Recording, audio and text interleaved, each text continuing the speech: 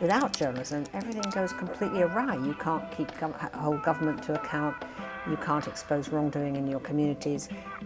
Power just goes unchecked. Without journalism, everything goes wrong.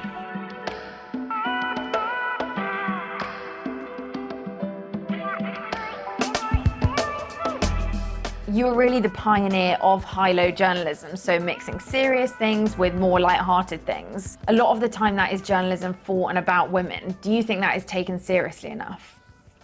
I still feel that women are underserved, actually. I think that there is still a kind of condescension about what constitutes things that interest women.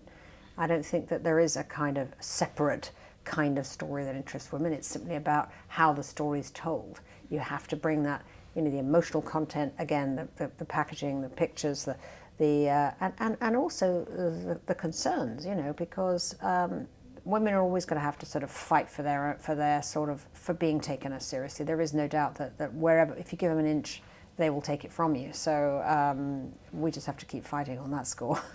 Is that something you felt you always had to fight for throughout your career, even when you had those massive top jobs? Yes, because you were often written about in much more patronising terms, for instance, than men were. Particularly when I used to win journalism awards, the way that I was described was very different. She's a feisty, spirited, lively. I mean, the words used to drive me crazy when you just published some huge piece about, El Salvador or something, and you were getting described in those terms. But that's the way it goes, and you have to fight back. What did you do when you were described like that? Oh, I just kept winning prizes. That's the best way, isn't it? Yes, definitely. No argument for that. Obviously, most young people get the majority of their news from social media, and actually a lot of 18 to 25-year-olds use TikTok and YouTube as a search engine over Google now. What do you think about social media as a tool for disseminating news just by itself? Well, I think it can be wonderfully important. You can spread so fast the news of, a suppression or, something that's been said that is just completely untrue. I mean, you can use social media to fight back.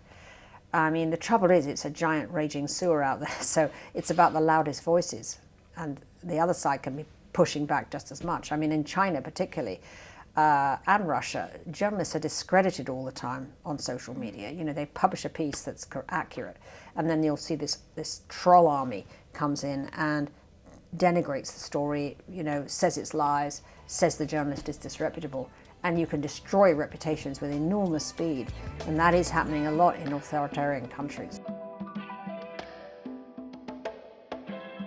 He was incredibly inspiring, a brilliant, fun person to be married to, actually, but he also could really, really inspire journalism.